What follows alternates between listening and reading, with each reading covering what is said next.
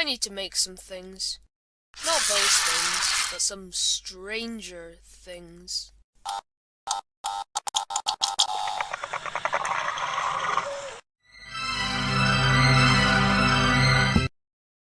I know you've probably guessed what I'm going to be making, but in case you missed it, here are some sketches of today's creations. We got the Demobats, the Demodogs, and Mr. Demogorgon himself, who we're going to save for the grand finale.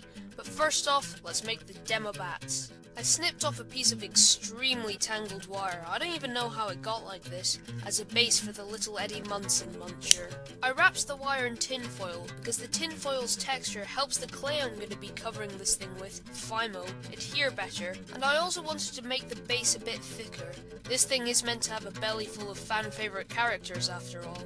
I then curled and bent the wire into a serpentine pose, and now that I had the base of the body done, I moved on to the wings, or rather the kind of finger things that the wing membranes form between. I'm not an expert in Demobats. Whatever those things are called, I rolled up some tinfoil before wrapping it around the body, repeating that 2 more times for a total of 6 scuttly legs. Now that I had a metallic facehugger looking thing, common if you want to see me make some stuff from Alien, I covered the entire thing with a thin layer of Fimo, but still made sure that none of the tinfoil showed through, and then started carving some details around the joints. I gave the Demobat a spine by rolling out a worm of clay which I stuck on and blended into the rest of the body. I then added a bunch of spiny detail and texture before deciding that this thing was ready for its first bake. Once that came out of the oven, I still needed to add a plot twist! There was another one in the oven this entire time. So anyway, now that I had these 2 Demobats, I still needed to plot twist again! I made this 3rd one completely off camera and finished it before any of these were made, as a kind of Demobat, if you will. Well anyway, I guess I still need to finish these 2. I used a pasta machine which has never been used and never will be used to actually make pasta, to roll out a thin sheet of clay which I covered the wing fingers in to make the wing membranes. Once that was all nicely blended together, I gave the wings some liney texture which ripped so many holes and tears into the things, like genuinely, at some points it looked like I was sculpting red Swiss cheese. But no one will ever see that because of the power of editing. With the wings complete, these bats are almost ready to take flight, but they still can't take bites out of long-haired freaks. So I fixed this by smushing a small blob of clay onto the head and splitting open those Eddie-munching jaws. I then added some detail like sculpting the teeth, shaping the head, and strangely enough, poking in 2 eye holes. I don't think these things are meant to have eyes, but I did it anyway. But before I could bake these things a 2nd time, I needed to make them each a pair of hook arms, which I made out of a small spike of clay which I bent in the middle at 90 degrees. With those now in place, it was time for these bats to bake. With those flown out of the oven, all those left for me to add were some final details, like the tentacles and the arm membranes, because these things are just covered in membranes. I actually recorded 2 minutes of this membrane footage. I don't know why I did it, since this is the same stuff that I've shown before. With the final membranes in place, I hope I will never have to make a single membrane ever again. Those things are a pain. But I still need to make the tentacles. So I covered the existing tinfoil tendril in a layer of clay, which I then applied a kind of earthworm-like texture into by carving segments and lines and wrinkles, just making it look nasty. I made the other tentacles in a similar way out of pure clay, which was a pretty bad idea since these things snap so many times. Especially with this one, because this one is balanced on a clay tentacle. But with these annoying little things out the way, it's time to move on to something more impressive. Next on our list is the Demodog, but making one Demodog on its own is kind of lame, so let's just fix that there to Demodogs. We're going to make 2 of them. I covered them in clay before covering them in even more clay, which is basically all the narration needed for any of these videos, but more specifically, I added the mouth. And I know the flower thing is kind of its mouth, but there is a sort of mouth inside of that. Well anyway, I made that before adding some more clay around the edge of each petal to give it a better shape. But I probably should have done those 2 steps in reverse since the mouth got smooshed into non-existence about every 2 seconds. With those basics in place, I moved on to the teeth. Now, I could have added each tooth individually, painstakingly stick them on, but I actually care for my sanity, so instead I faked it by sculpting a kind of tooth-like texture into the clay. Through a mixture of poking holes and pressing in lines, I got quite a good effect in the end, but I still wish I added a few hand sculpted teeth here and there, which is what I'll do with the Demogorgon in a few minutes. These things were looking hungry for Bob the Brain, so I sent them into the oven instead. After the first bake, all I really needed to add was an extra layer of teeth around the central mouth hole thing, and a layer of clay on the backside to cover up any cracks and add texture to.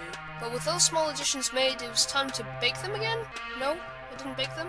I'll just make some bodies in the meantime then. For the Demodogs bodies, I tried out a new technique, which is making a wire skeleton as a base, and it worked really well. I'll give that technique a 10 out of 10, but because I didn't want to waste too much clay, I bulked things up a bit with tinfoil before I covered them in clay. As always, once clay is in place, it's texture time, and I must have been really excited for texturing since I went absolutely overboard in this thing. I had to fix it off camera, but I did keep the spine detail that I added. Even though I'd end up redoing most of the texture here, I thought it was a good time to bake these things again. With those out of the oven, I went straight into covering the legs with clay, and then I covered them in even more clay with little blobs and worms acting as the muscles. In my last video, I mentioned how I wasn't an expert in dog anatomy, but I've been studying hard since then to make sure that these are as anatomically accurate as possible. Once the muscles were done, I added some of the most detailed texture I have ever made. We're talking lines upon lines upon lines, just making sure there is no flat surfaces remaining, especially in the crevices between the muscles to make them more defined. With these buff beagles fully textured, I sent them off for another bake.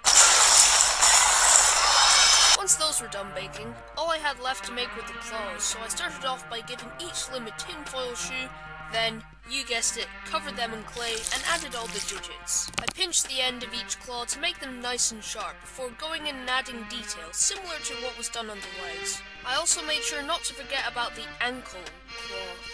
And you know what I'm talking about, yeah, it's that thing, that one there. With the claws looking ready to tear through flesh, I stuck the heads on and prepared for the grand finale. Now, this is usually the part of the video where a YouTuber would ask their audience to hit like, comment, and subscribe, but we don't do that here.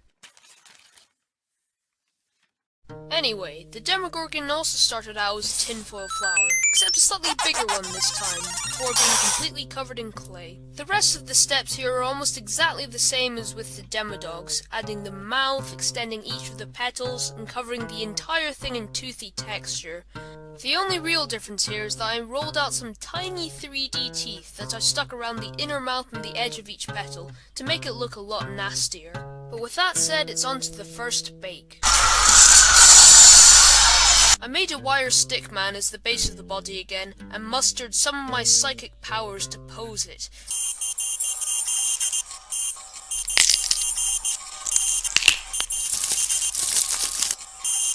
With the torso covered in tinfoil and then clay, I blocked in some of the bodily features with blobs of clay. I then added some weird organic texture and detail into the clay to make it look more interesting. Once I was happy with how the front was looking, I flipped this thing over and stuck a wormy spine and some blobby muscles onto the back. And though I'm sure that this is far from anatomically accurate, a little bit of texture and detail helped to cover up any obvious errors. At this point, I thought there was a suitable level of detail on the torso, so I sent it off for a bake.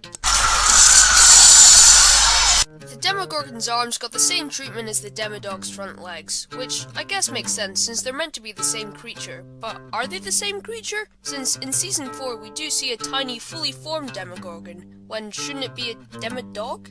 Leave your thoughts in the comments. Demogorgon life cycles aside, I thickened up his twig legs a bit with some blobby muscles and kneecaps before completely covering the legs in some liney texture, except this time, it's vertical lines. Wow, how different. I added his xenomorph-esque exposed pelvic bones before, of course, texturing them, and then sending this thing into the oven.